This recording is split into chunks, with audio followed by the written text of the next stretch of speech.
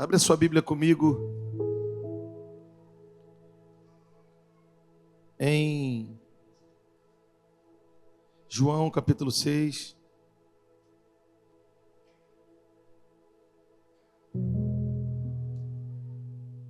Eu te busco,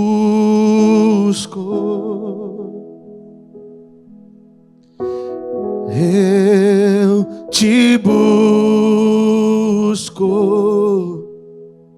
com fogo em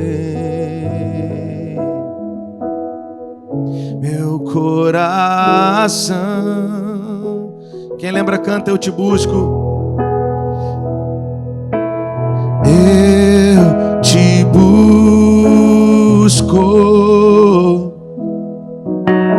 eu te busco, recebe a minha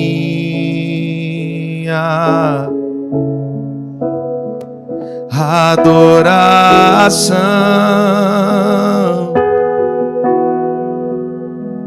Te anelo,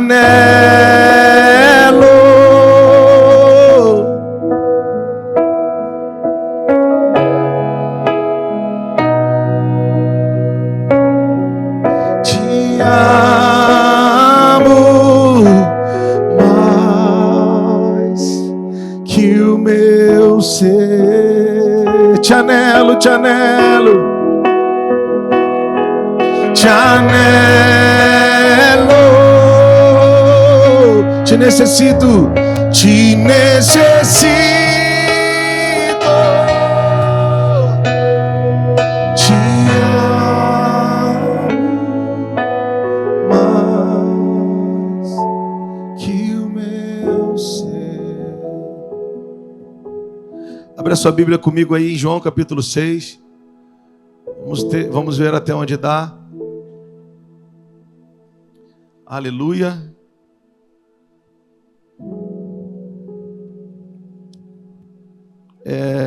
Depois dessas coisas, atravessou Jesus o mar da Galileia, que é o de Tiberíades, e o seguia numerosa multidão, porque tinham visto os sinais que ele fazia na cura dos enfermos. Então subiu Jesus a um monte, assentou-se ali com os seus discípulos. Ora, a Páscoa, a festa dos judeus, estava próxima. Então Jesus, erguendo os olhos e vendo que grande multidão vinha ter com ele, disse a Filipe: onde compraremos pães para lhes dar a comer? Mas dizia isso para os experimentar, porque ele bem sabia o que estava para fazer. Respondeu-lhe Filipe: não lhes bastariam 200 denários de pão para receber cada um o seu pedaço. Um de seus discípulos, chamado André, irmão de Simão Pedro, informou a Jesus: está aí um rapaz que tem 5 pães de cevada e 2 peixinhos. Mas o que é isso para tanta gente? Disse Jesus: faça um povo assentar-se, pois havia naquele lugar muita grama, muita relva. Assentaram-se, pois, os homens em número de quase 5.000. Contavam-se os homens, sem contar mulheres e crianças. Então nós vamos trabalhar com o número de, como se eles fossem brasileiros, na média com 2 filhos, embora o judeu não é assim. Então vamos pensar em 5.000, pensando na esposa e em mais 2 filhos por família. Vamos pensar em 20.000 pessoas aproximadamente na nossa conta, imaginando 2 filhos por família. Então Jesus tomou os pães e, tendo dado graças, repartiu entre eles, e também igualmente os peixes, quanto queriam. E quando já estavam fartos, disse Jesus aos seus discípulos: recolhei os peixes que sobraram, para que nada se perca. Assim, pois, fizeram e encheram 12 cestos de pedaço dos 5 pães de cevada que sobraram aos que haviam comido. E por aí vai. Amém? Eu mandei uns slides, ou pelo menos uns tópicos, chegou aí em cima, eu não consigo ver nada aí.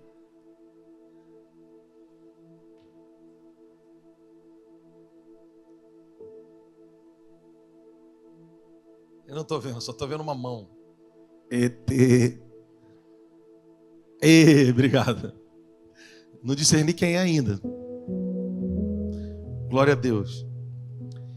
Então vamos lá. Quem já me ouviu falar, e lógico, você já sabe, existiam níveis de relacionamento ao redor de Jesus. E eu vou repetir isso aqui, que talvez você tenha ouvido, mas porque tem uma quantidade de gente nova que talvez não ouviu. Quais eram os níveis de relacionamento que haviam ao redor de Jesus? Multidão, 70, 12, 3 e 1. Você pode repetir? Multidão, 70, 3...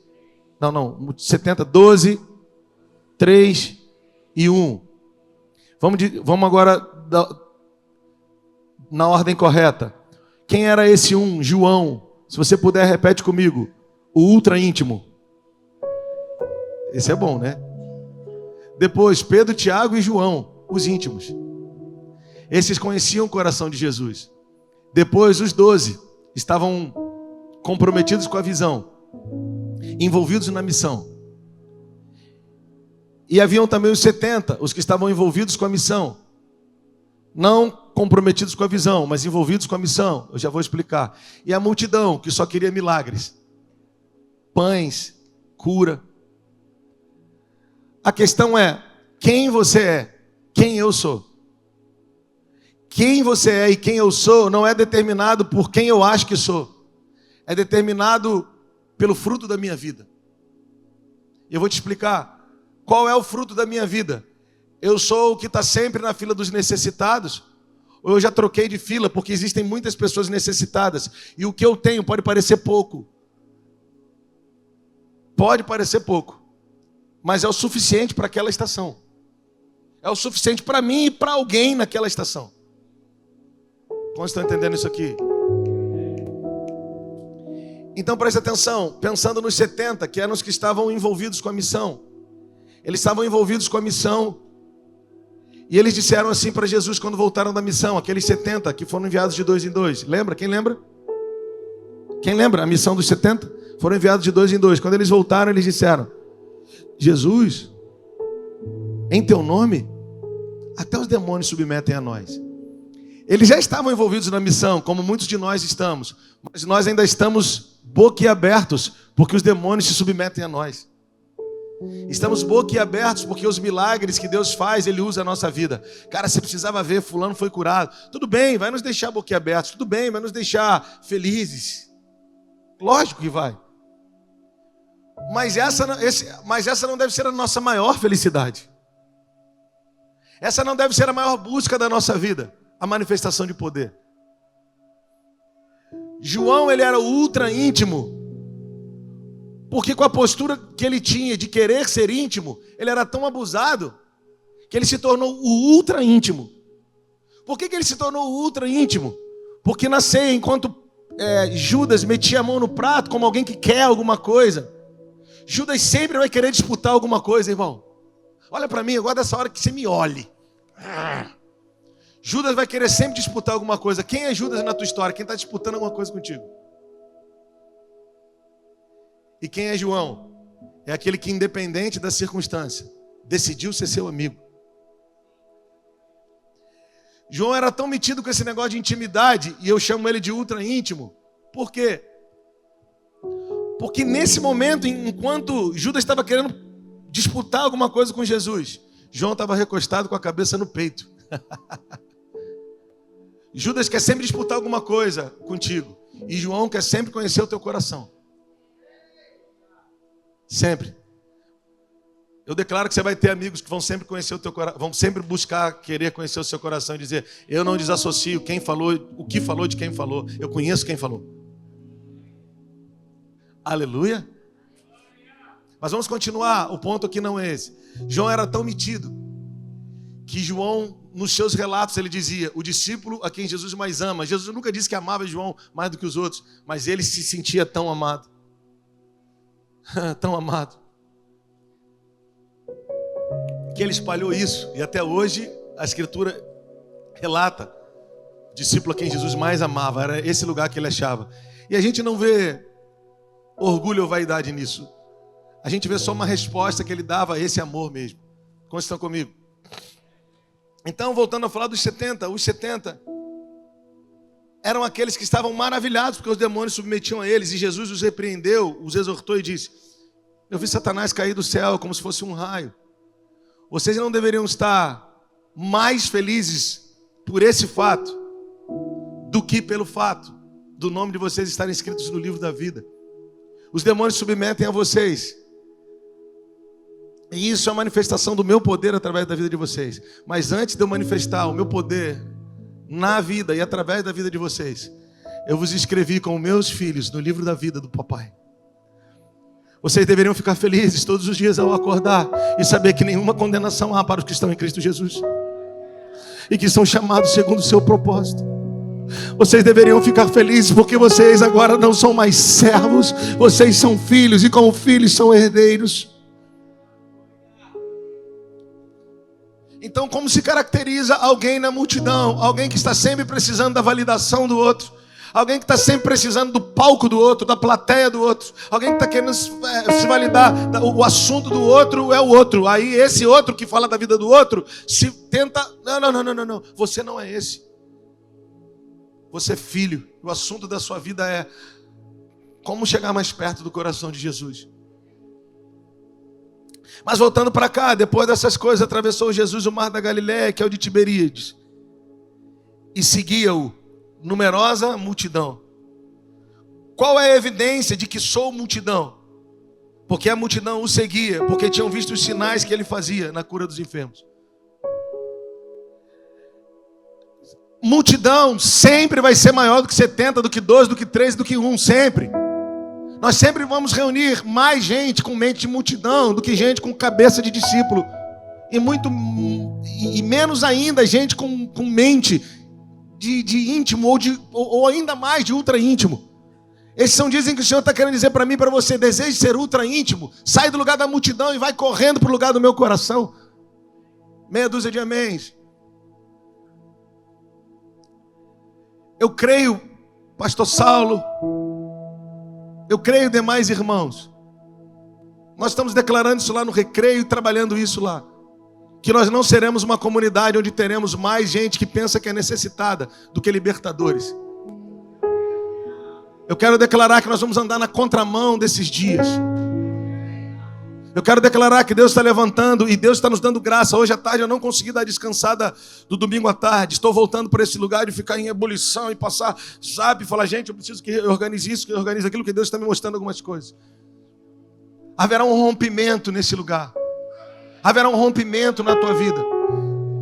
Se você está, enquanto eu falo, duvidando, meu irmão, de verdade, você está perdendo uma grande oportunidade de se converter. Eu quero dizer para você nessa noite, em nome de Jesus, Deus está te levantando como um libertador, muito mais do que um necessitado. E Ele escolhe situações que aparentemente são terríveis para fazer isso. Eu vou te explicar. Então a primeira coisa que eu quero te dizer: sai da multidão, porque a multidão numerosa só o seguia por causa dos sinais que ele fazia na cura dos enfermos. Você o segue para que ele abra uma porta para você amanhã. Você o segue para que ele te cure amanhã. Tudo isso ele vai fazer porque ele é bom. Ele é galardoador daqueles que o buscam. Mas que não seja esse o foco da nossa vida. Eu sei que tem gente aqui precisando de milagre. Eu também estou. Eu sei que ele é Deus de milagre. Ele vai fazer, ele está fazendo. Mas nós precisamos segui-lo por quem ele é. Nós não somos como Judas, que quer dividir alguma coisa que está no prato. Nós somos como João, queremos ser ultra íntimos do seu coração. Nós queremos ser como Moisés. A Escritura diz que ao povo de Israel ele manifestou os seus feitos. Mas a Moisés ele manifestou os caminhos. Ou seja, o povo de Israel tinha medo de chegar diante de Deus e também não tinha autorização para isso. E conhecia os feitos de Deus. Saiu água da rocha, o povo conhecia. Caiu maná do céu, o povo conhecia. Mas Moisés sentava na mesa do conselho, sabia antes o que Deus ia fazer. Quando Deus manifestava na terra, ele já tinha falado com Moisés no monte. Aleluia! Levanta sua mão e fala: eu quero ser como Moisés. Eu quero ser ultra íntimo. Ei! Mas para que eu seja ultra íntimo, eu vou ter que viver algumas coisas. Aleluia! Então como eu vou romper com o nível da multidão? Ou como sei que estou no nível da multidão para ter que romper? Seguia-o numerosa multidão, porque tinham visto os sinais que ele fazia na cura dos enfermos. Eu venho para a igreja esperando uma palavra porque vai mudar minha vida. Eu venho porque o pastor vai orar e vai colocar a mão. Isso tudo pode acontecer e é legítimo, e é saudável, e é de Deus. Mas nós não viemos para cá por isso. Nós viemos para cá porque temos uma vida de busca de intimidade com Ele durante a semana.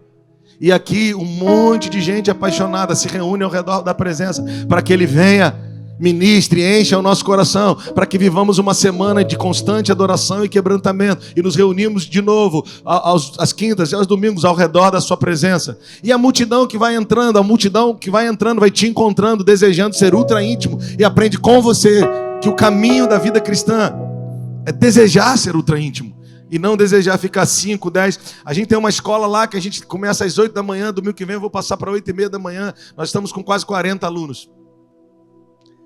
E eu disse para eles o seguinte: o Senhor quer incendiar o seu coração de novo.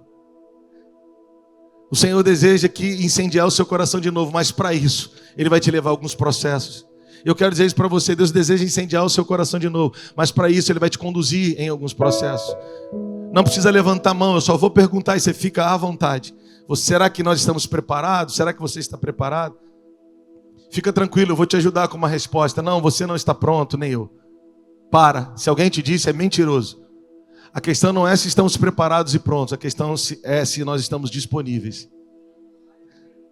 Preparado e pronto, nenhum de nós está, porque aquele que começou a boa obra é fiel para completar e aperfeiçoar até o dia de Jesus Cristo, ou seja, até a segunda vinda do Senhor. Ele ainda não voltou na sua segunda vinda. Nós somos uma obra em constante aperfeiçoamento. Então pronto, nenhum de nós estamos. Perfeitos? Só há um que é perfeito. Embora estejamos em aperfeiçoamento. O que é estarmos em aperfeiçoamento? É estarmos sendo moldados e modelados segundo a imagem daquele que é perfeito. Então, nós não estamos prontos. Nós não somos capazes mesmo. E a gente deveria ficar feliz por isso. Agora a questão é, será que eu estou disponível? Sim, Jesus, eu estou disponível.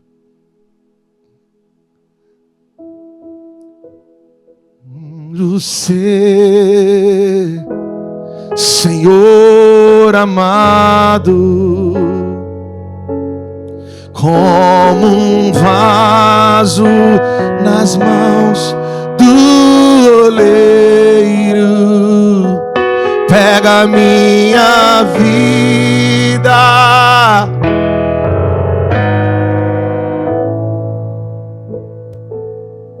eu quero ser, eu quero ser um vaso novo. Eu quero ser, Senhor amado.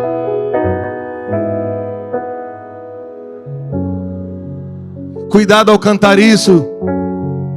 Como um vaso nas mãos.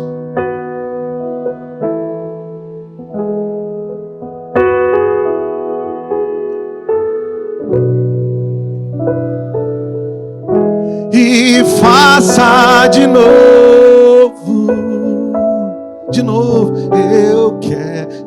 eu quero ser um vaso novo. Eu quero um vaso novo. Lembra quando você se converteu, Ele te pegou, quebrou tua vida, te fez um vaso novo, amém? Só que a oração agora é: eu quero ser, Senhor amado, mais uma vez, como um vaso na mão do oleiro. Pega a minha vida e faz de novo um vaso novo. Você vai ter que romper com o lugar da multidão. Segundo slide pra gente, Então subiu Jesus a um monte e assentou-se ali com seus discípulos. Uau! Discípulos sobem ao monte para aprender com Jesus. Qual é a diferença da multidão para os discípulos? Os discípulos vão insistir, vão dizer: concordo ou não concordo? Meu negócio é com Jesus. Já que o meu negócio é com Jesus, eu estou muito bem nesse lugar. Esses são multidão. Aqueles que estão atrás de alguma coisa sempre. Que parece que não nasceram de novo. A multidão realmente não se converte. Ela anda nesse lugar da necessidade, seja sua ou seja das suas legítimas ou das suas ilegítimas, porque tem gente que tem necessidade de fofoca da vida dos outros. Tudo isso é necessidade. Mas num contexto como esse, Jesus vai chamar os discípulos para subirem para o andar de cima. Olha só, deixa eu te falar, eu queria que você pegasse. Esse momento aqui era um momento de tensão. Porque a gente pensa em Jesus homem, a gente pensa em Jesus Deus. Não, era Jesus homem. Ele não era 50% homem e 50% Deus. Ele era 100% homem, ou seja, ele não estava na condição de meio Deus, meio homem, completamente homem. E esse era um momento muito tenso. Eu não sei quantas horas eles estavam aqui, presta atenção. Imagina que 6 horas no culto de Jesus ali. Assentados num lugar. Havia muita relva naquele lugar, como diz o texto. Imagina, eu já falei aqui de um número fictício, certamente era mais. 20 mil pessoas, um estádio aqui no Brasil. Certamente devia ter uns 50 mil, porque judeu faz filho. Mas vamos trabalhar com 20 mil pessoas. Jesus diz, cara, eu tenho que alimentar a multidão. E a multidão seguindo Jesus só pelos sinais que ele fazia. Imagina 20, 30, 40, 50 mil pessoas ali, assim, ó. Seu Jesus, agora eu quero pão, agora é a hora de você curar, agora dá pão, seu Jesus. E Jesus sobe com os discípulos para o lugar mais alto, para dar a eles instrução. Era um momento de pressão, milhares ou dezenas de milhares de pessoas precisando. Eu já vou falar aqui agora, porque depois eu falo de novo, só para completar. Lembra dos momentos em que Jesus deu graças? Quantos lembram aqui? Quantos lembram de todos os momentos? Ou dos principais momentos? Ou de todos que a Bíblia relata? Se tem algum outro, eu desconheço. Posso ler e achar. Que Jesus deu graças e partiu o pão? Posso te falar? Na multiplicação de pães. Quando ele come com os discípulos em Lucas 24. No caminho de Emaús. Na noite da traição. E na ressurreição de Lázaro. São os 4 ou 5, com as 2 multiplicação de pães, que Jesus dá graças. Então o momento aqui era muito tenso. E Jesus chama os discípulos para o andar de cima. Sabe o que ele está querendo dizer para você? Sai do andar da multidão e vem para o andar de cima, porque eu quero te ensinar lições que você ainda não conhece. Não, cara, essa é a hora que você deveria dizer aleluia mesmo, porque alguns de nós recebemos título de pastor, ganhamos o microfone na mão. Eu estava falando isso com os irmãos de manhã, mas sequer nascemos de novo. Essa que é a verdade. E nesses dias Deus está nos chamando para um lugar. Eu quero que você rompa com o lugar da multidão, porque eu quero te dar instruções claras. E instruções claras eu só dou na crise. Ou você só consegue ouvir, ou você só vai conseguir ouvir se entender que eu permito com que você viva a crise para você aprender a silenciar as outras vozes para ouvir a minha. Dá uma referência bíblica, esse texto de Deuteronômio 8. Eu levei vocês para o deserto para humilhar vocês. Por que eu e vocês estamos passando ou passamos por algumas situações na nossa vida? Porque Deus está humilhando a gente. E o que é humilhar a gente? É porque Ele é mau? Não. É porque Ele está fazendo com que a gente se encontre com a nossa realidade, que é humus. É terra, é pó, é nada. Eu acho que eu tenho controle e domínio sobre a minha vida numa área, Rodolfo. E ele diz, então eu vou te humilhar nessa área para você aprender a depender de mim. Aí eu olho no espelho e falo, Deus, nessa área aqui você tem me dado graça, ou melhor, autoridade, poder e rabachúria. E ele diz, então eu vou te humilhar nessa área para você aprender a depender de mim, cara. Cada um veja a área que Deus está humilhando. Não é porque Ele é mau. Eu não queria entrar nisso para a gente não desvirtuar do texto, mas eu acho que eu já falei isso aqui. É igual Neemias não, Naamã. É aquela velha história do Naamã. Ele diz assim, eu pensei que ele ia sacudir a mão, clamar ao seu Deus e colocar no lugar da lepra e eu seria curado. Naamã achou que podia manipular o profeta, segundo a vontade dele, porque ele era líder das forças armadas da Síria, né? Ministro da defesa, homem pelo qual Deus dava vitórias ao seu povo, então ele era o cara. Agora quando ele vai ter com o profeta nem recebe ele. Manda um moço. Ele tem que mergulhar 7 vezes no rio de água barrenta. E ele diz, os rios da minha terra são muito mais limpos do que esse. Por que eu tenho que mergulhar 7 vezes? Para deixar de ser orgulhoso e achar que as coisas são do seu jeito. Vai mergulhar uma vez na água barrenta, vai sair com a cara cheia de barro, o ministro da defesa da Síria. Então tá bom, chega não, mergulha de novo, cabeção. Aí sai com a cara cheia de barro, o ministro da defesa da Síria. Agora já tá bom? Mergulha de novo, cabeção. Porque você sabe, ele era leproso e a lepra na Bíblia tipifica a iniquidade de orgulho. Alô? Por que Deus permite por que ele permitiu que o povo fosse para o deserto? Por que ele permite que a gente passe por deserto? Para que a gente se encontre com a nossa realidade de humus, de terra, e a gente baixe a nossa bola. O texto de Deuteronômio 8 fala isso: eu levei vocês para o deserto para humilhar vocês, para saber o que havia no coração de vocês. Porque o coração de Jeremias 17:9, porque o coração do homem é enganoso, mais corrupto do que tudo, quem o conhecerá, diz o profeta. Nenhum de nós conhece o nosso coração. Está dizendo, como eu sinto no meu coração, eu estou mal, velho. Se eu sinto no meu coração, eu sou pior dos homens, porque a Bíblia diz, ele é mais corrupto do que tudo, quem o conhecerá? Mas o texto diz, eu sou o Senhor, que conheço o coração, sondo as entranhas, e por aí vai. Então, qual é a forma que ele usa da gente começar a conhecer o nosso coração de fato? Deserto. Para nos humilhar. Porque quando o coração salta, a gente vai ver quanta soberba, quanto orgulho, quanta altivez, quanto controle tem. Então, alegre-te.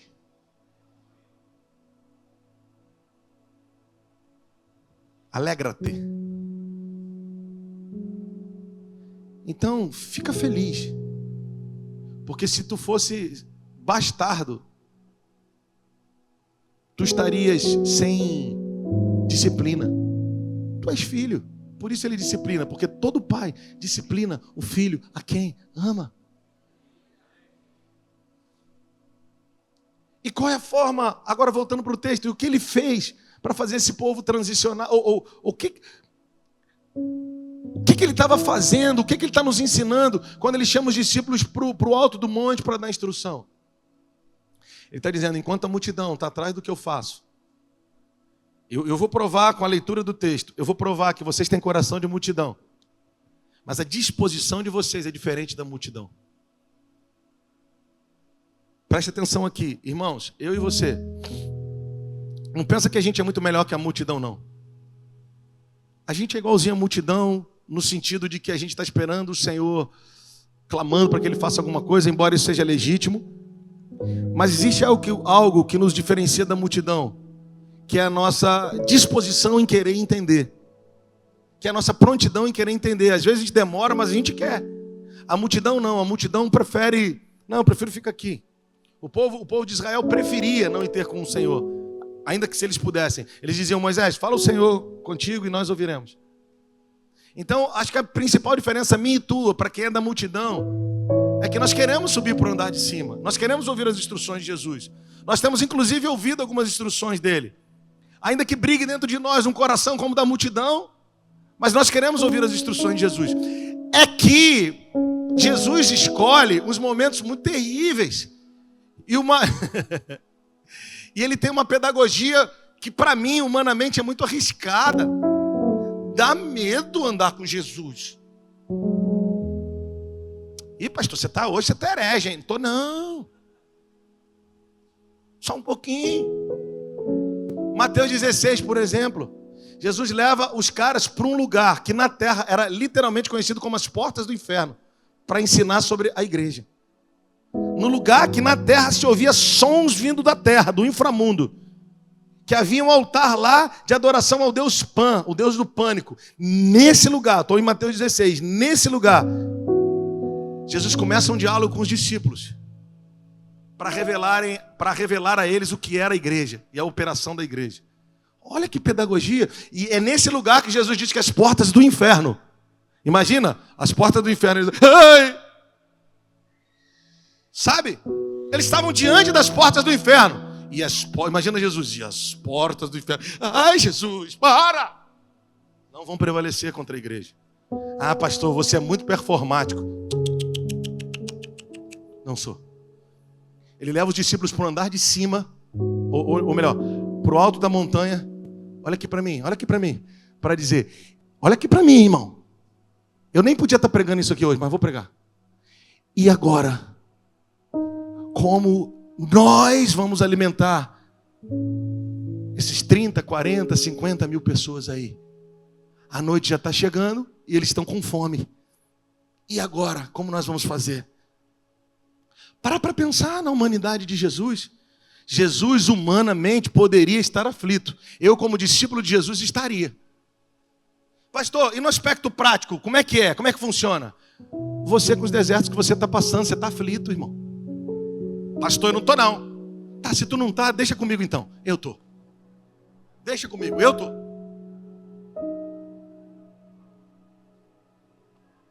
Só que a gente precisa entender que a pedagogia do Senhor passa ou tem o seu ponto alto nos nossos cenários de aflição. Tá ruim de dar glória a Deus, eu sei, eu também não conseguiria não.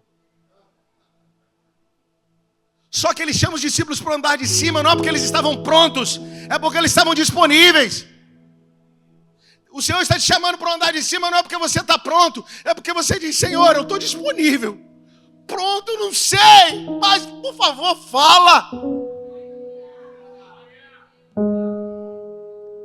Aí ele fala, Felipe, como é que a gente vai alimentar esse povo? Ele diz, Senhor, está muito longe aonde comprar pão, não tem como. E nem 200 denários dariam para a gente alimentar esse povo todo. Pastor, o que isso tem a ver comigo? O que tem a ver contigo? Não entendeu, não? A solução está muito distante e a grana não dá para resolver o problema que você está passando hoje. Precisa concordar comigo não, irmão. Só pensa. Jesuses. Tinha amigo meu que falava essa heresia. Jesuses, no plural, por favor.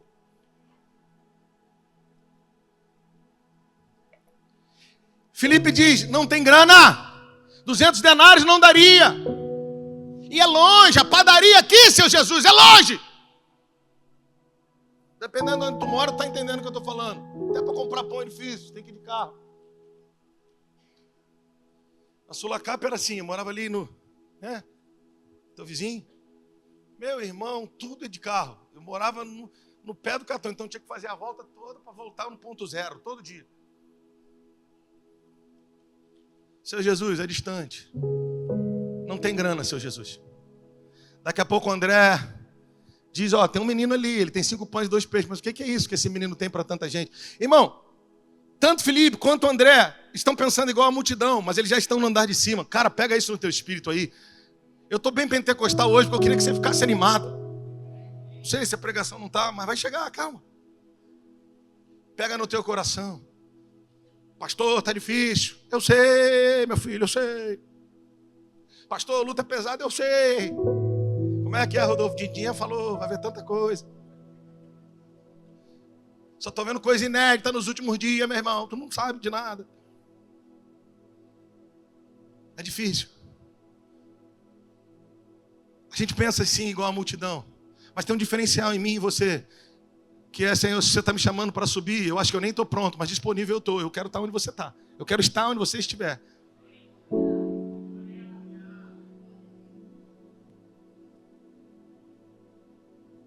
E Felipe diz, não dá. André diz, não dá. E eu imagino que Jesus, na sua humanidade, se ele se rendesse ao cenário, imagina, final do dia. Milhares, dezenas de milhares de pessoas e os seus melhores amigos dizendo, não dá. Os discípulos dizendo, não dá. Olha o que o texto diz, olha que coisa impressionante. Eu vou parar no 3, são 7 coisas que eu ia falar, vou falar só 3. Então subiu Jesus ao monte, assentou ali com seus discípulos. Então Jesus, erguendo os olhos e vendo grande multidão que vinha ter com ele, disse a Filipe, onde compraremos pães para dar a comer? Olha o versículo 6. Mas dizia isso para os experimentar. Se você puder e quiser, se você não puder, se você for, eu não quero, não precisa. Mas se você quiser e puder, diga comigo, ele já sabia o que ia fazer. Se você é obedientinho, diga mais forte, ele já sabia o que ia fazer.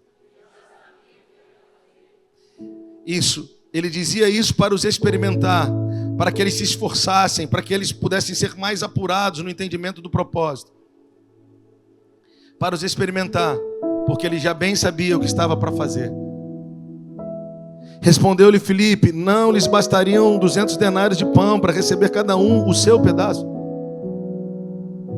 Um de seus discípulos, chamado André, irmão de Simão Pedro, informou Jesus, mas está aí um rapaz que tem 5 pães de cevada e 2 peixinhos, mas sabe, seu Jesus, é muito pouquinho para essa galera toda. Bem carioca, né? Disse Jesus: fazei o povo assentar-se, pois havia naquele lugar muita relva. Assentaram-se, pois, os homens em número de quase 5.000. Olha só quanta lição nós temos aqui. Multidão embaixo, discípulos em cima, 2 discípulos que pensavam como a multidão, mas estavam disponíveis, então estavam no andar de cima. E Jesus diz para eles, os interroga para os experimentar, porque ele já sabia o que estava para fazer. Isso é fantástico. Hoje de manhã nós ministramos essa palavra também, foi aí que Deus pegou o nosso coração, mas o tempo já tinha acabado. Deixa eu te dizer uma coisa. Eu sei que eu e você estamos pensando que ele vai fazer do modo que ele fez no passado, do que ele fez até ontem, ou até hoje de manhã. E ele está chamando a gente para um lugar de responsabilidade e está dizendo assim, vamos lá, vamos alimentar esse povo. Vamos lá, vamos dar de comer a todo esse povo, vamos lá. E a gente está dizendo, Senhor, peraí, a solução está distante, a gente não tem grana para comprar. Não vai rolar. Isso é como a multidão faz, mas com uma disposição diferente. Qual é a disposição diferente? Quase 5.000 homens aqui, Júnior, estavam sentados na relva. Hoje eu vi, vou mandar para vocês esse vídeo, de um amigo nosso lá de Portugal, no retiro dele de homens.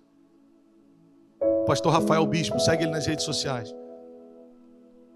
Eu falei, Deus, nós não temos um exército de filhinhos de mamãe, não. Nós temos um exército de homens que não vai assentar na relva quando a família está passando por necessidade. Na hora que Jesus se posiciona com os discípulos ali, era para os homens ficarem assim, ó. Jesus está lá com os discípulos e nós estamos aqui esperando o comando. Os homens se assentam na relva também. Se assentam na relva esperando Jesus trazer. É igual quando tem um monte de gente reunida, coloca a mesa. Os homens são os primeiros, não estou dizendo que são. Quando tem esse tipo de homem que são os primeiros a ir à mesa para servir o seu próprio prato. Primeiro mulheres e crianças. Como estão entendendo isso? Então tem muita lição aqui. Mas a lição central é que ele chama os discípulos para o andar de cima. E fala, cara, eu preciso alimentar esse povo. Esse diálogo todo aqui que a gente já falou. Mas ele não faz isso porque ele estava querendo contar com a disposição do Madeira para ir lá comprar pão. E nem com o dízimo do Madeira para ajudar a comprar pão. Deus não está se garantindo, essa é uma boa expressão, no meu diploma, na minha capacidade, na minha oratória, na minha grana. O cara que diz assim, eu sou dizimista mor. Não, cara. Quando Deus faz isso é para nos desafiar, para saber até que ponto nós estamos disponíveis. E para nos treinar, para nos levar para níveis maiores, para lugares maiores. Porque Ele já sabe o que vai fazer. Eu vou repetir umas 5 vezes para a gente aumentar o volume do aleluia. Pastor, está distante o negócio, a grana não alcança, e o que eu faço agora? O que você faz é disponibilizar o que você tem, porque quanto a Ele, Ele já sabe o que vai fazer. Pastor, a conta não fecha, o cliente desistiu, o maior cliente desistiu, eu papariquei, puxei o saco dele, mas ele foi embora, não deu. Jesus não está permitindo você passar por isso porque Ele quer que esse cliente volte a comprar com você. Jesus não está permitindo você passar por isso para que você seja um vendedor melhor. Jesus está permitindo que você passe por isso para treinar o teu coração na dependência. Por quê?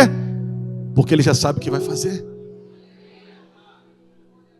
Pastor, a minha vida entrou num lugar difícil. Pastor, está ruim, está distante o negócio. Mas Ele já sabe o que vai fazer. Ele não perdeu o controle de nada. Ele não perdeu o controle de nada. É aquela velha história, o povo de Israel no deserto. Um povo que murmurava, um povo que reclamava, ainda assim ganhava carne do céu, saía pelas narinas. Se o problema é carne, Ele vai te dar. Se o problema é pão, Ele vai te dar. Deus, eu quero comer pão, irmão, não vai faltar pão na tua casa. O problema não é esse. O problema é que nem só de pão eu vou viver. O problema é que Ele está nos chamando nos dias de crise, para o andar de cima, para nós voltarmos a ouvir a sua voz. Porque o pão Ele já sabe o pão a gente já sabe que Ele dá. A questão é se a gente já sabe, ou se a gente sabe que o nosso coração se esfriou e não é mais como o do menino. Essa é a questão, Saulo. Essa é a questão. A questão Não é se ele vai cuidar da minha mudança. Eu estava pensando, Senhor, nos últimos, 7 anos eu me mudei umas 4, 5 vezes, sei lá. Acho que é muito, né? Aí fui ouvir o Martinello. Aí ele falou assim, cara, num espaço de tantos anos, eu me mudei 26 vezes. Eu baixei minha bola. Tá gente achando que a gente está vivendo uma luta incrível, enquanto tem irmãos que estão sendo forjados em níveis mais profundos. A questão não é se a gente está pronto, a questão é se a gente está disponível.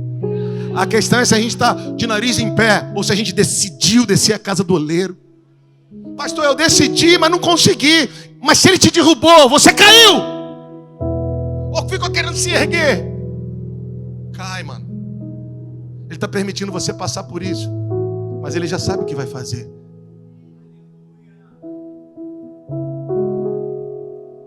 E tanta coisa ele fez num episódio só. E eu vou terminar para a gente não acabar tarde. Sabe qual foi a primeira coisa que ele fez? Cara. Sabe qual foi a primeira coisa que ele fez? Deixa eu falar logo da primeira e da última. Tinha 50 para falar. Sabe qual foi a primeira que ele fez? Pega um menino do meio da multidão. Imagina meu filho Pedro. Né? Ele come pra caramba, né, pai? Né, dona Sandra? O Pedro, meu filho. Meu filho Pedro lancha na rua 6 horas, chega em casa às 8, quer jantar. Antes de dormir, quer comer de novo, come igual um adolescente. Falei, moleque, tá comendo muito, cara. Gosta de um nugget, que é uma beleza. Gosta de arroz, é igual a mim. Gosta de arroz, feijão, banana, rouba minha banana. Eu como com banana desde moleque. Ele rouba minha banana. Aí ele chega na fruteira, se tiver uma, ele fala assim, pai, acabou a banana. Eu falei, e essa na tua mão? Essa é minha. 6 anos. Qual foi a primeira coisa que Jesus fez? Pegou um menino insano com 5 pães e 2 peixinhos e falou, Senhor Jesus, vê se dá. Posso quebrar tudo agora? Posso? Como é que quando a gente vai... A dona Eliane está aí? Está aí, dona Eliane? Está aqui, sempre perto, né? Quando eu vou falar alguma coisa, então eu vou segurar. Quando nós vamos quebrar logo essa parede para casa da dona Eliane, gente? E ela gostou, glória a Deus. Quando o social vai sair do papel? Pastor, que eu fiquei desanimado com os acontecimentos, ou ficou desanimado com a língua dos outros? Se anima porque os sonhos de Deus estão vivos.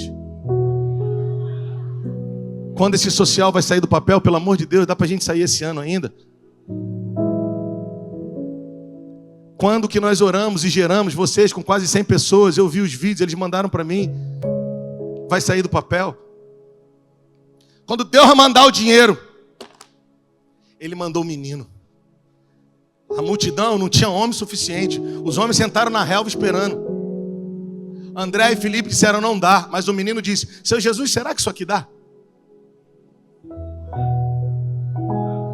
Pastor, mas pera lá, na minha trajetória sempre foi assim. Sempre foi assim até ontem, mas de ontem para frente não é mais assim.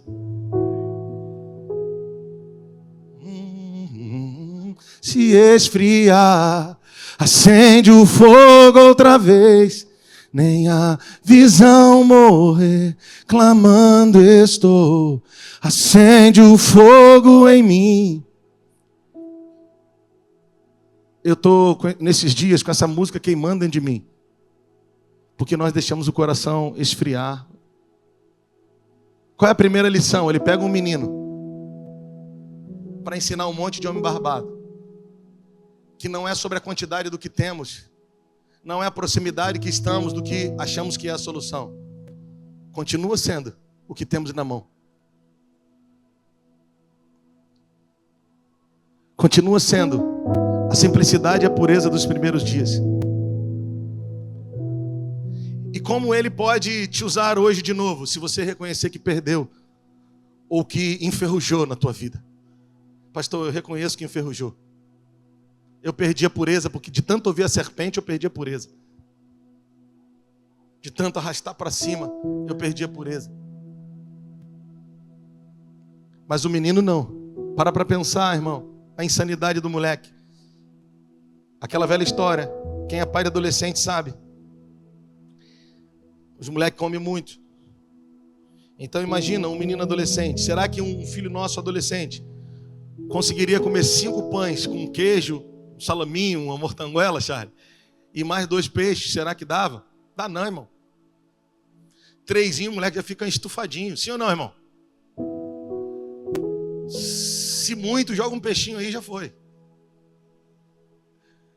Olha só, deixa eu te falar.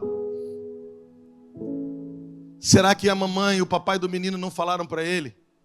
Olha, eu vou te dar o lanchinho, pra você levar os 5 pães. Meu filho, tem 5 aqui, não vai comer tudo, porque tu tá barrigudinho, moleque. E os 2 peixinhos.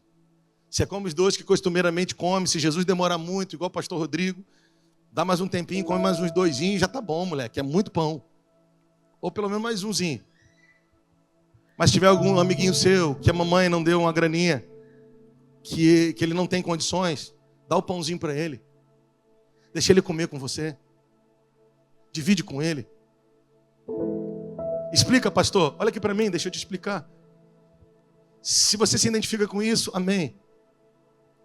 Quem aqui, quando era moleque na escola, não tinha dinheiro da merenda para comer?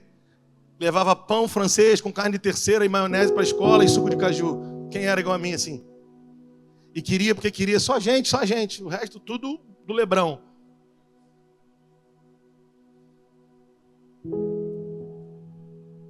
Então a gente cresceu entendendo que a vida é sempre pouco para nós, não é? Mas o pouco que é para nós, a gente sempre aprendeu de alguma forma a repartir. Mas depois de um tempo a gente parou de repartir, depois de algum tempo a gente parou de crer que era repartindo que Deus ia fazer. Mas a verdade é que a gente cresceu com muito pouco e não morreu.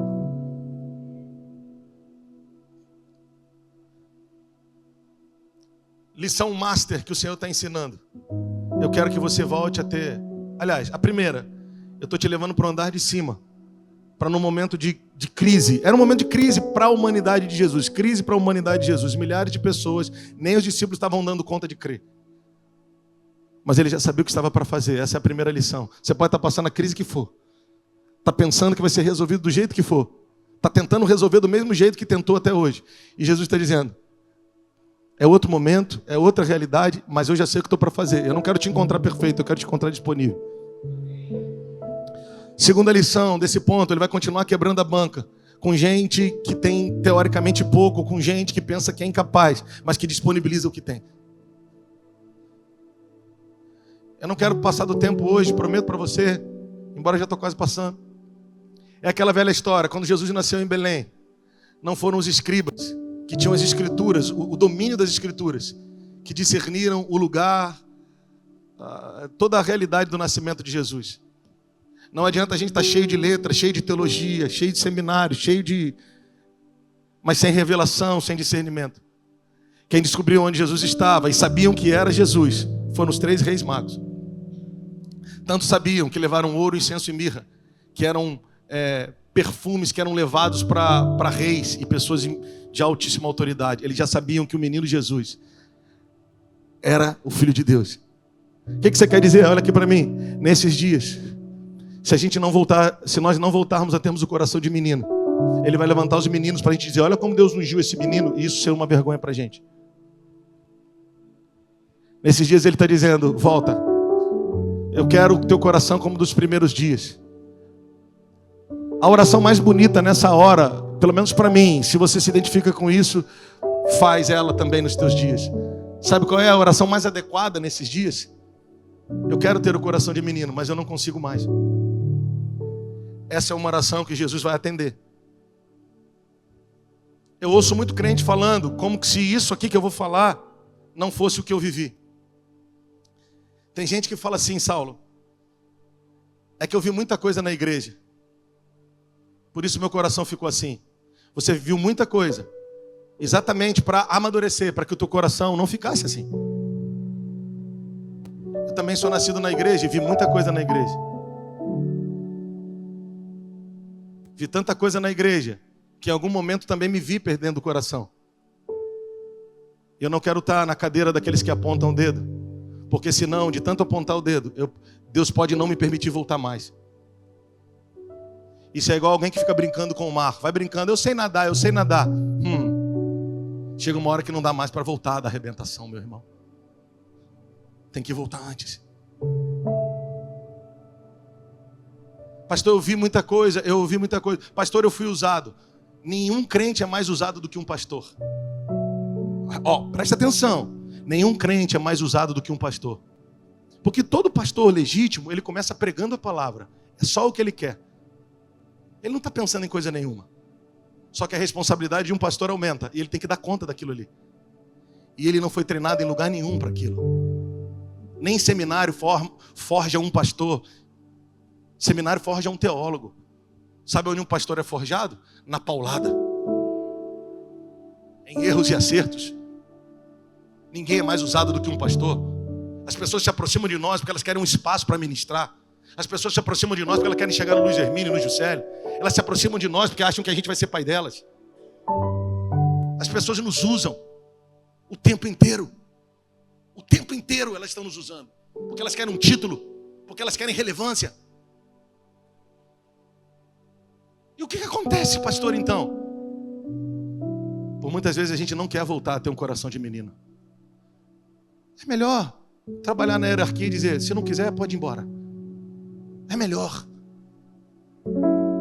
Mas o Senhor está nos convidando. Se é para subirmos mais alto, nós vamos encontrar com os meninos dizendo, tem aqui, Senhor Jesus, 5 pães e 2 peixinhos. E quando nós olharmos para eles, vai ser como um espelho para nós. Nós vamos dizer, Senhor, esse menino parece com Joe. Eu me lembro quando você me chamou no quarto. Eu não tinha, como diz o outro, um pau para dar no gato. E você usava aquilo. Senhor, eu quero voltar. Não é só que está desviado, não, irmão. História, conversa fiada. Desviado. Não, eu quero voltar para o coração de menino. Eu quero voltar para o lugar da pureza. Onde eu só tenho 5 pães e 2 peixes. Será que dá, Senhor Jesus? Essa é uma outra lição poderosa. Eu não sei qual das 3 é mais poderosa. Qual que é a terceira? A terceira é que no final, os 12 discípulos saem com 12 cestos cheios de pães para deixarem de ser incrédulos. Não estou falando isso não tão pesado, não. Dá uma relaxada, respira fundo, fica tranquilo. No final das contas, se o problema é sobre comprar pão e se vai ter pão, vai sair cada um dos discípulos. Foram 12 cestos cheios de pães. A história começou com não tem aonde. Aí passa por 5 pães e 2 peixes. E o final dela é mais de dezenas de milhares de pessoas comeram. E cada um dos discípulos, para deixar de ser incrédulo, sai com um sacão de pão para comer em casa com a família. Agora vai comer bastante pão, meu filho. Enquanto nós, que achamos que crescemos, estamos trabalhando sol a sol para comer pão, os meninos estão pegando pão, que trabalharam inclusive, e estão dizendo, ei Jesus, eu trabalhei, ou mamãe deu, ou sei lá, ganhei de mesada. Não importa a origem nesse sentido, importa que eu quero disponibilizar para você.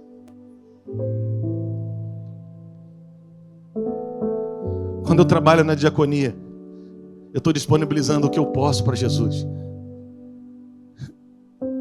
Quando eu toco no louvor, eu não sou um músico exibicionista. Eu sou um menino que está apresentando a minha técnica limitadíssima perto de tantos outros. Para dizer, eu quero ser um menino que te apresenta o que eu tenho nas mãos, porque eu sei que tu podes usar. Quando eu sou alguém que cuida dos banheiros, quando eu sou alguém que cuida dos carros, pastor, você diz isso porque você não está no nosso lugar. Como eu gostaria. Como eu gostaria.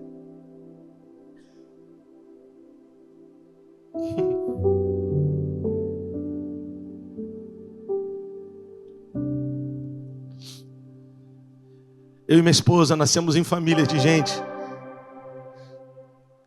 que plantou igreja, irmãos, que lava banheiro de igreja até hoje se precisar. Eu acho que isso foi os 5 pães e 2 peixes dos meus pais, dos meus sogros, que Jesus pegou e falou assim, eu vou multiplicar um pouquinho mais isso aí, para alimentar algumas pessoas. A gente perdeu o coração de liderar por amor, tomaram de nós o microfone e a gente satanizou. A gente tocou em 3 escalas, na 4ª a gente disse que estava cansado. A gente viveu uma decepção, ou 2, ou 10, ou 20, ou 50, como um pastor vive. E a gente desistiu. Ainda que você tenha pensado em desistir, o Senhor te levou para o andar de cima da montanha, para te ensinar lições que você ainda não conhece, mas que Ele já sabe como vai fazer. Para Naamã, precisou mergulhar 7 vezes naquelas águas barrentas. Para você, talvez, essa temporada aí parado. Para cada um, Ele vai usar de um jeito. Então, se você olha para o lado e não vê os seus amigos, diz assim para o Senhor: eu te dou graças por tudo. Acho que você já me ouviu falar. E eu vou repetir. E vou terminar. Vou desligar e vou terminar. Desligar.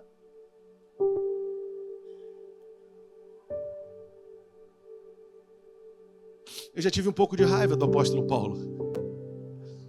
Porque em 1 Tessalonicenses 5:7, se eu não me engano, fala igual meu pastor, se não é esse o endereço, está por ali. Ele diz: em tudo dai graças, porque essa é a vontade de Deus em Cristo Jesus para vocês. Eu falei: calma aí, apóstolo Paulo, você está equivocado. Como é que alguém que perdeu um ente querido, um marido que de décadas e décadas e décadas, um parceiro, pode dar graças por tudo? Peraí, como alguém que quebrou uma empresa e está devendo milhões pode dar graças por isso? Como pode? Se eu hoje moro de favor, como eu posso dar graças por isso? E o Senhor me falou: não, você não dá graças pela circunstância. Você dá graças porque eu estou com você em todas elas. Eu já citei aqui os principais eventos que no Novo Testamento nós vemos Jesus dando graças. Primeira e segunda multiplicação de pães, discípulos no caminho de Emaús, Lucas 24, quando eles chegam em casa. Noite da traição e ressurreição de Lázaro. Só evento tenebroso, irmão. Milhares de pessoas e Jesus tendo que alimentar essas pessoas. Como pode Ele dar graças? Os discípulos no caminho de Emaús, pilhados, tristes. E Jesus faz aquele trajeto todo, senta com eles, e quando toma o pão, dá graças. Como pode? Pior do que isso, talvez na ressurreição de Lázaro, o seu amigo. Desculpa aqui a heresia, mas Jesus, quando estava estressado, era para Betânia, para a casa de Lázaro, Marta e Maria, que ele ia. Imagina, o melhor amigo de Jesus, um dos melhores, morreu.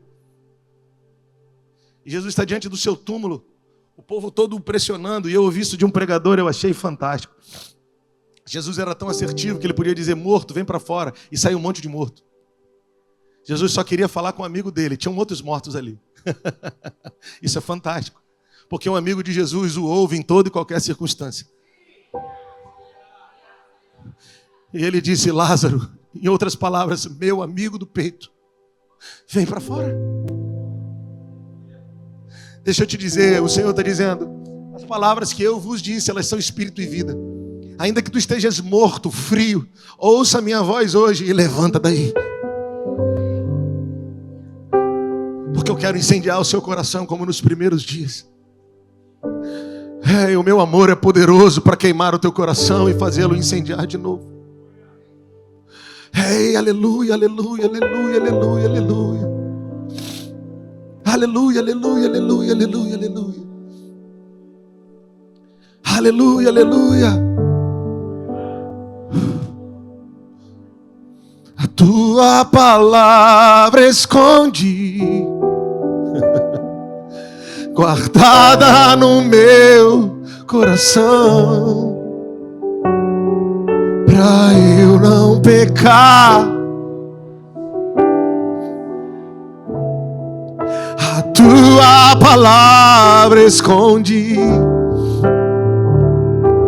minhas vestes no sangue lavei,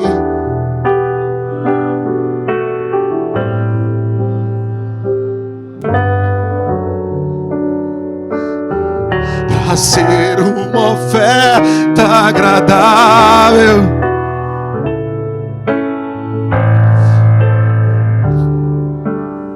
A tua palavra escondi, a tua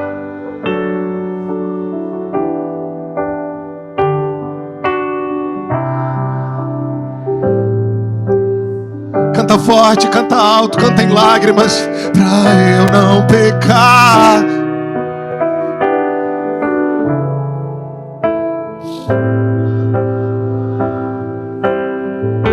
Minhas vestes no sangue,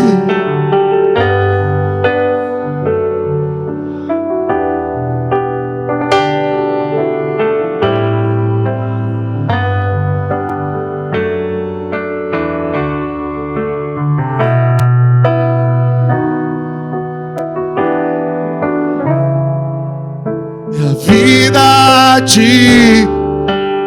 Meus dons e talentos, vamos cantar. Meus dons e talentos,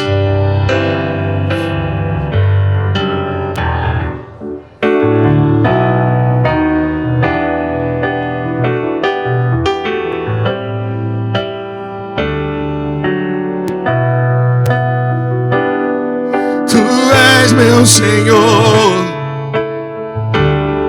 assim como fogo.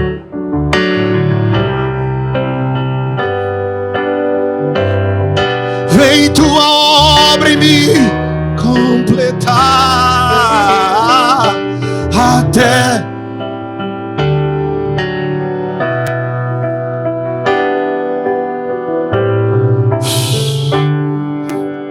olha aqui, deixa eu te falar uma das especialidades do inimigo. Você vai sair de um culto como esse com uma palavra de avivamento para o teu coração, e o inimigo amanhã vai querer te fazer lembrar do teu pecado de ontem. E enviados de Satanás vão dizer: quer saber o Anderson? Não, eu conheci o Anderson no ano 2000, estamos em 24, 2021, ele era assim, assim, assim. Ele não é mais.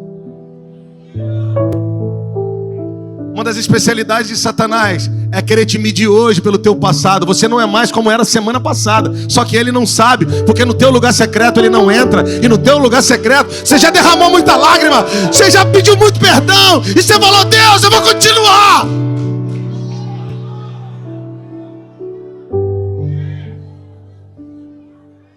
É isso que ele quer fazer. Eu conheço fulana, trabalhei com ela 2, 3 anos atrás. E está trabalhando hoje? 490 vezes por dia. Jesus mandou a gente perdoar, 70 vezes 7. Por dia. Sabe o que Deus está querendo com isso? Tratar o meu coração e o teu orgulhoso. Porque perdoar a mesma pessoa 70 vezes 7. Não, calma. É olhar no espelho e saber quantas vezes Ele nos perdoa. Se eu como pessoa posso perdoar uma outra pessoa, e tenho, é minha obrigação, 70 vezes 7 num dia, é no mínimo, ao te perdoar, entender o quanto Ele não me perdoou num dia só. Levanta a cabeça e aprende a lição. O que você está passando, esse sentimento de luta, de pressão, é para você parar de culpar os outros. É para você parar de ser como Adão caído, que diz: foi a mulher que tu me deste, foi o pastor que tu me deste, foi o patrão que tu me deste. É para que tu digas, como Davi: eu pequei, somente eu fiz aquilo que era mal diante dos teus olhos. Se prostra, coloca o nariz no chão, a cara, e diz: Senhor Jesus, me recebe. Sabe o que ele vai dizer? Você é meu, cara, eu tenho ciúmes de ti. As minhas palavras estão vivas sobre a tua vida. As minhas promessas estão vivas. Mas o teu inimigo quer solapar a tua mente. O teu inimigo quer fazer você ficar olhando para trás, para o retrovisor. Você não é mais como era ontem. Você já é uma nova pessoa. Estou te ensinando novas lições e você precisa aprender. Lição principal: nos momentos de crise, Ele nos chama para o andar de cima, para dizer que Ele continua o mesmo. Outra das lições principais: Ele vai fazer com que pessoas aparentemente incapazes, desqualificadas talvez para aquilo que a gente acha que é qualificado, se apresentem e quebrem a banca. Como assim? Meninos, gente paupérrima, que Deus começa a levantar. Você fala: cara, como esse cara está prosperando? Claro, porque o coração dele é do menino de 5 pães e 2 peixes. A gente perdeu. E outra lição principal: no final das contas, o menino abre mão do pão. E a referência, olha que para mim, é referência para nós hoje. E os homens nem nome tinham. Estavam sentados na relva esperando o pão. Que Deus nos livre de sermos homens sem nome, de sermos atrapalhadores da história profética alheia. E que tenhamos o nome. Ainda que o nosso nome seja o menino maluquinho, que não tinha como fazer o que fez, mas disponibilizou para Jesus. E no final das contas, se os discípulos queriam comer, tinha um cesto cheio de pão para cada um. Tinha muita coisa para falar desse texto, vamos segurar um pouco. Mas a lição principal é: Deus continua usando aquilo que tu tens nas mãos. Deus está voltando a falar essas coisas conosco nesses dias. E eu tenho me rendido ao Senhor e falado: Senhor, a verdade é, a gente nunca teve, sempre foi por fé.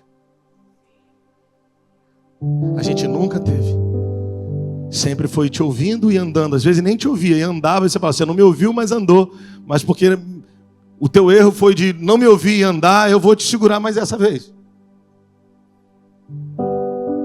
Eu queria que você se levantasse do seu lugar, levantasse as suas mãos aos céus. Vamos orar um pouquinho antes da gente terminar. Cerne dessa palavra é: o que você está passando? Deus está quebrando você, mas está te chamando para o andar de cima, porque você está disponível, não é porque você é bom. Para de pensar que você é bom. Pastor, eu não penso. Não, mas está muito estufadinho, irmão. Para. Fala: Deus, me dá um coração de menino de novo. Que o meu tocar, que o meu ministrar, que o meu viver seja cheio de esperança. Que comunique esperança e não caos. Aleluia. Vou repetir essa frase porque eu gostei. Que o meu viver comunique esperança e não caos. Porque caos o da Atena já dissemina todo dia. Esses programas Cidade Alerta da vida já disseminam todo dia. Tu és um homem e uma mulher de esperança no meio do caos. Tu vais mudar o teu vocabulário. Tu não vais mais dizer da seguinte forma: não dá. Tu vais dizer: ainda que o desafio seja grande, ele nunca falhou, cara. Nunca falhou. Ele nunca falhou.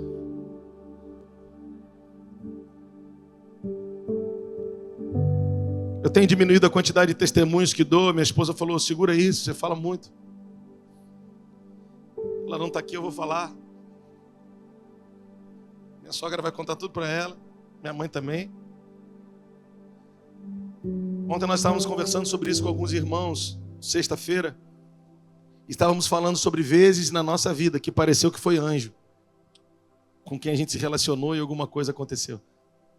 Eu me lembro que no meu casamento, Felipe, como diz o outro, eu não tinha um pau para dar no gato. Pega aí. Aí o Senhor falou comigo: vai para a Caixa Econômica para buscar uma carta de crédito. Eu falei: calma aí, Jesus, está pegando pesado, não consigo nem comprar meia dúzia de itens no mercado, que dirá uma, né? Mas eu fui. Vou falar bem rapidão. Aí estava na fila assim. Aí chegou um cara, que eu até hoje não sei o nome dele, se vê na rua, como eu sei que não vou ver, não lembraria. E puxei um assunto sobre o lugar que eu gostaria de casar. Fui em 50 lugares, mas aquele lugar que a minha esposa gostou e particularmente achei que era o melhor mesmo. E aí, eu não sou pidão, mas eu disse para ele assim, ele perguntou o que eu estava fazendo, e eu disse... Né? E aí eu falei para ele onde eu queria casar, e ele falou que podia me ajudar, porque para quem era parente daquele lugar era 50% de desconto. Eu disse: glória a Deus, mas eu não sou seu parente. Ele falou: mas isso vai ser resolvido, amanhã tá hora, eu te espero lá, tá bom? Apertou minha mão, saiu da fila e foi embora. Eu disse: uau, que coisa incrível. Falei com meu pai, falei: pai, conheci uma pessoa assim, ele disse que pode alugar para mim, metade do preço. Imagina, hoje quem vai casar deve saber, não sei quanto que é hoje, pensa em 20 conto, imagina que ia ser 10, parcelado em 10 cheques do seu Carlão, de 20 cheques de 500, aleluia, já é uma benção, né? Metade do preço. Conclusão da história, fomos no outro dia, a mulher que nos atendeu tinha uma guia, e falando porque está sendo gravado do jeito que tem que ser falado hoje em dia, então ela era de uma religião afrodescendente, mas era gente muito boa, né? Não muda quem a pessoa é, mas as guias eram grossas e grandes. E os cortezinhos também no corpo, sim. E ele falou para ela, tudo bem, eu sou fulano de tal, até hoje eu não lembro o nome do cara. E ela disse, tudo bem, esse aqui é meu amigo e eu vim alugar o clube para ele. Ela, não posso, seu fulano. Ele tinha sido transferido recentemente para a cidade, segundo ele falou na conversa. Ele falou, cheguei recente na cidade. Ele não disse transferido, ele disse, cheguei há 3 dias na cidade. Tudo muito curioso. Conclusão da história, ela falou, eu não posso, mas vou abrir uma exceção para o senhor, seu fulano. Só não diz para ninguém. Aí ninguém vai perguntar, ele era muito seguro no que falava. E ele não me chamou de parente, ele disse que eu era amigo, mas só podia para parente. Conclusão, preparou-se o contrato, ali na hora, imprimiu, ele assinou. E saímos conversando, eu, ele, meu pai. E eu disse para ele, cara, muito obrigado, amanhã eu te ligo, essa semana eu te ligo, para te dar o convite do casamento, seria 2, 3 meses depois. Ele falou, ok, muito bom. Aí virei conversando com meu pai, passou, 1 minuto que eu virei para tentar falar alguma coisa, esse homem já não existia mais, não tinha carro, não tinha mais nada, mas não tinha como. Até hoje eu não sei o nome do cara, não lembro da imagem e o telefone estava inexistente.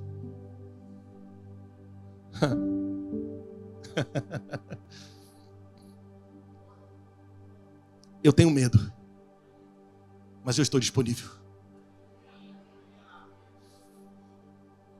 Você tem seus medos, mas sim, se posicione de forma disponível. Porque Jesus, quando perguntou a Filipe e André, ele não queria que Filipe desse oferta e nem que Filipe fosse lá comprar pão. Levanta sua mão para a gente terminar. Ele já sabia o que ia fazer. Ele já sabia o que ia fazer. Se necessário for, você vai se encontrar com anjos sem saber que são anjos. E depois você vai dizer, não é possível que aquilo era gente. Quem aqui já viveu alguma experiência parecida com isso aqui? Faz assim com a mão. Aleluia. Pastor, mas isso é muito louco. É muito louco. Porque a Bíblia diz que os anjos são espíritos ministradores da parte de Deus, que vão trabalhar para aqueles que trabalham para aqueles que vão herdar a salvação. Agora, você quer uma coisa mais singela e mais bonita? Eu preciso parar de falar. Quando eu prego aqui, eu não consigo parar de falar. Quer uma coisa mais singela e mais bonita? Ou tão bonita quanto?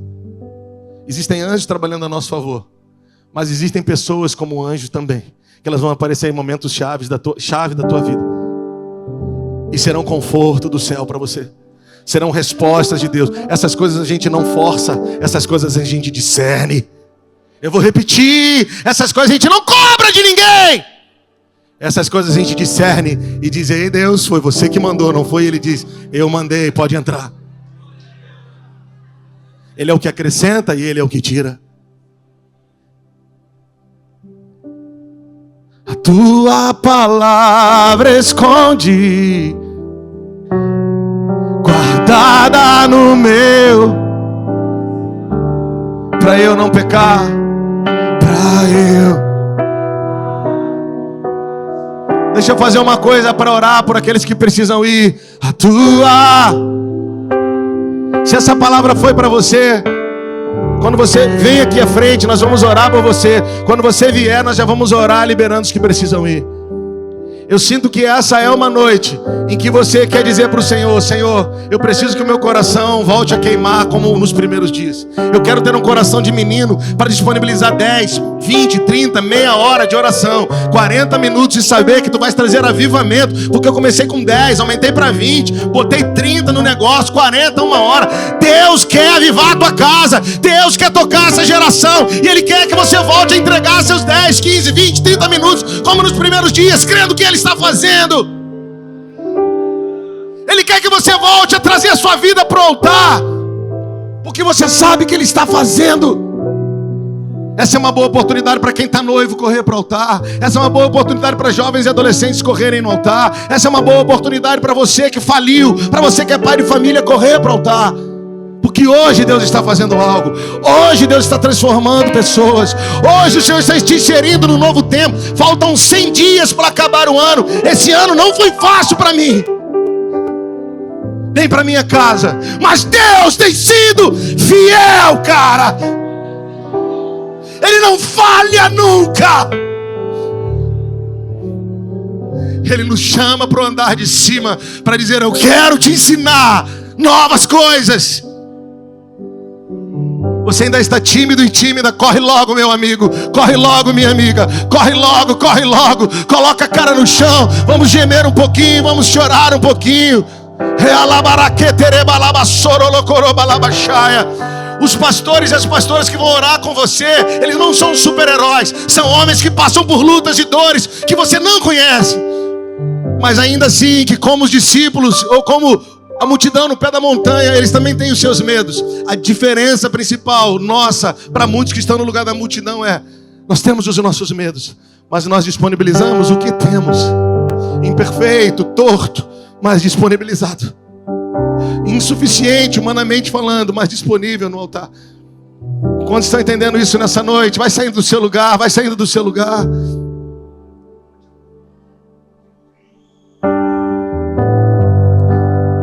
Ei, Jesus, eu já vou liberar você que precisa ir. Levanta sua mão para cá. Antes de você ir, abençoa essa gente que está aqui. Os pastores, as irmãs, podem vir, vamos orar.